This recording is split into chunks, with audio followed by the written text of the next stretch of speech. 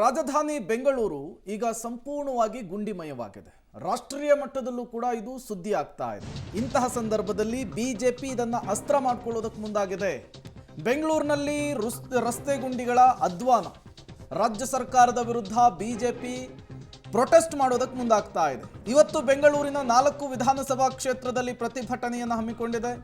Basavanagudi, Govindarajanagar, Vijayanagar, BTM ಲೇಔಟ್ನಲ್ಲಿ BJP ನಾಯಕರುಗಳಿಂದ protest. ಪ್ರತಿದಿನ 4 ವಿಧಾನಸಭಾ ಕ್ಷೇತ್ರದಂತೆ ಪ್ರತಿಭಟನೆಗೆ ಪ್ಲಾನ್ ಅನ್ನು ಮಾಡಿಕೊಂಡಿದ್ದಾರೆ. ಬೆಂಗಳೂರು ಸೇರಿದಂತೆ ಎಲ್ಲ ಜಿಲ್ಲೆ ತಾಲೂಕುಗಳಲ್ಲೂ ಕೂಡ ರಸ್ತೆಯನ್ನು ತಡೆದು ಸರ್ಕಾರದ ವಿರುದ್ಧ ಧಿಕ್ಕಾರ ಕೂಗೋದಕ್ಕೆ ರೆಡಿ ಆಗಿದ್ದಾರೆ.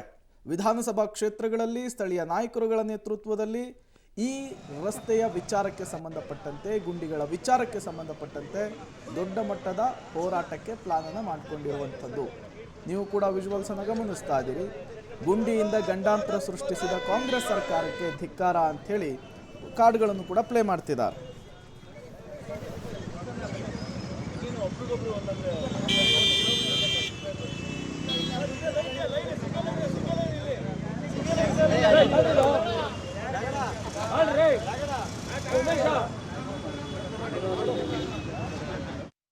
ಮತ್ತಷ್ಟು ಡೀಟೇಲ್ಸ್ ಅನ್ನು ಕೊಡೋದಕ್ಕೆ ನಮ್ಮ ಪ್ರತಿನಿಧಿ ಲೋಕೇಶ್ ನೇರ ಸಂಪರ್ಕದಲ್ಲಿ ಜಾಯಿನ್ ಆಗಿದ್ದಾರೆ. ಲೋಕೇಶ್, ಇವತ್ತಿನಿಂದ ರಾಜ್ಯಾದ್ಯಂತ ಬಿಜೆಪಿ ರಸ್ತೆ ಗುಂಡಿಗಳ ವಿಚಾರಕ್ಕೆ ಸಂಬಂಧಪಟ್ಟಂತೆ ಹೋರಾಟ ಮಾಡೋದಕ್ಕೆ ಪ್ಲಾನ್ ಮಾಡ್ಕೊಳ್ಳಿದೆ.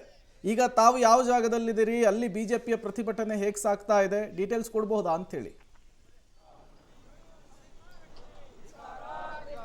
ಪ್ರೇಮ್, ನಾನು ಮಹಾಲಕ್ಷ್ಮಿ ಲೇಔಟ್ ವಿಧಾನಸಭಾ ಕ್ಷೇತ್ರದ ಕಂಠೀರವ ಸ್ಟುಡಿಯೋದ ಮುಖ್ಯ ರಸ್ತೆಯಲ್ಲಿ ಗುಂಡಿ ಬಿದ್ದಿರುವಂಥದ್ದು.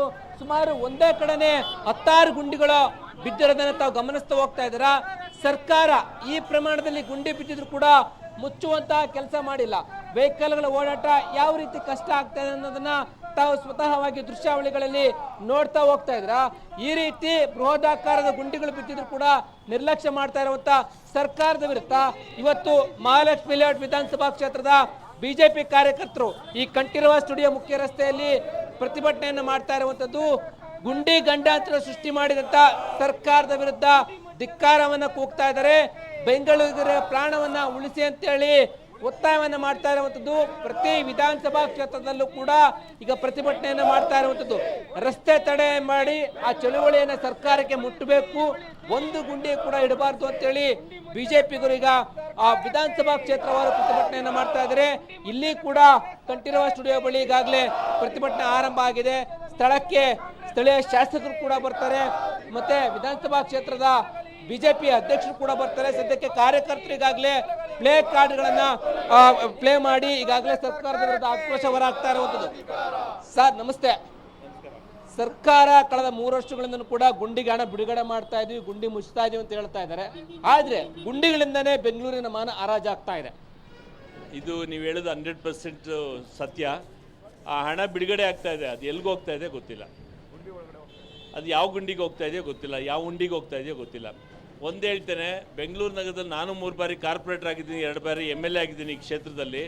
ಇವತ್ತು ಇಂಜಿನಿಯರಿಂಗ್ ಚೀಫ್ ಇದ್ದಂಥ ಮಹೇಶ್ವರ ರಾವ್ ಇವರು ಪ್ರಹ್ಲಾದ್ ರಾವ್ ಅವ್ರಿಗೆ ದೂರು ಕೊಟ್ಟು, ಜಾಯಿಂಟ್ ಕಮಿಷನರ್ ವಸಂತಿ ಅವ್ರಿಗೆ ಕಂಪ್ಲೇಂಟ್ ಕೊಟ್ಟು, ಆಮೇಲೆ ಕಮಿಷನರ್ ಕಂಪ್ಲೇಂಟ್ ಕೊಟ್ಟು, ಮಹೇಶ್ವರ ರಾವ್ ಕಂಪ್ಲೇಂಟ್ ಕೊಟ್ಟು, in spite of all our complaints ಇದುವರೆಗೂ ಸಹ ಗುಂಡಿಯನ್ನು ಮುಚ್ಚಲಿಕ್ಕೆ ವಿಫಲರಾಗಿದ್ದಾರೆ. KPTCಯಲ್ಲಿ ಅಗಿದ್ರು, ರಿಸ್ಟೋರ್ ಮಾಡ್ತೀವಿ ಅಂದ್ರೆ ಅದು ಮಾಡಲಿಲ್ಲ. ಇವ್ರು ಏನು ಮಾಡ್ತಾರೆ, ಜನಗಳು ಇಲ್ಲಿ ಎಷ್ಟು ಜನ ಬಿದ್ದಿದ್ದಾರೆ ಅಂತೇಳಿ ಪ್ರತಿ ದಿವಸ ಜನಗಳಿಗೆ ಶಾಪ ಹಾಕೊಂಡು ಓಡಾಡ್ತಾ ಇದ್ದಾರೆ. ಪ್ರತಿಭಟನೆ ಹೇಗಿರುತ್ತೆ ಸರ್? ಇವತ್ತಿನ ಪ್ರತಿಭಟನೆ ಒಂದು ಸರ್ಕಾರದ ಗಮನವನ್ನು ಸೆಳೆಯೋದು. ಯಾರು IAS ಆಫೀಸರ್ಗಳು JC-ಗಳಿದ್ದಾರೆ ಬೆಂಗಳೂರು ನಗರದಲ್ಲಿ 10-15 ಜನ IAS ಅಧಿಕಾರಿಗಳು, ಏನು KS ಅಧಿಕಾರಿಗಳಿದ್ದಾರೆ, ಚೀಫ್ ಇಂಜಿನಿಯರ್ಗಳಿದ್ದಾರೆ. ಅವರೆಲ್ಲರಿಗೂ ಇವತ್ತು ಎಚ್ಚರಿಕೆ ಕೊಡ್ತಾ ಇದ್ದೀವಿ.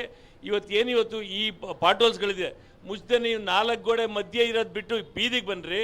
ನಿಮ್ಮ JE-ಗಳು AWL ಕೆಲಸ ಮಾಡ್ಸೋಕ್ಕಾಗದ ನೀವು ಯಾಕಿದ್ದೀರಿ? ಸರ್ಕಾರಕ್ಕೆ ನಾವು ಈಗಾಗಲೇ ಹೇಳಿದ್ದೇವೆ. ಅಂದ್ರೆ ಈಗಾಗಲೇ ಡೆಡ್ಲೈನ್ ಕೊಟ್ಟಿದ್ದಾರೆ, ನವೆಂಬರ್ ಒಳಗಡೆ ಮುಕ್ತಾಯ ಮಾಡಬೇಕು.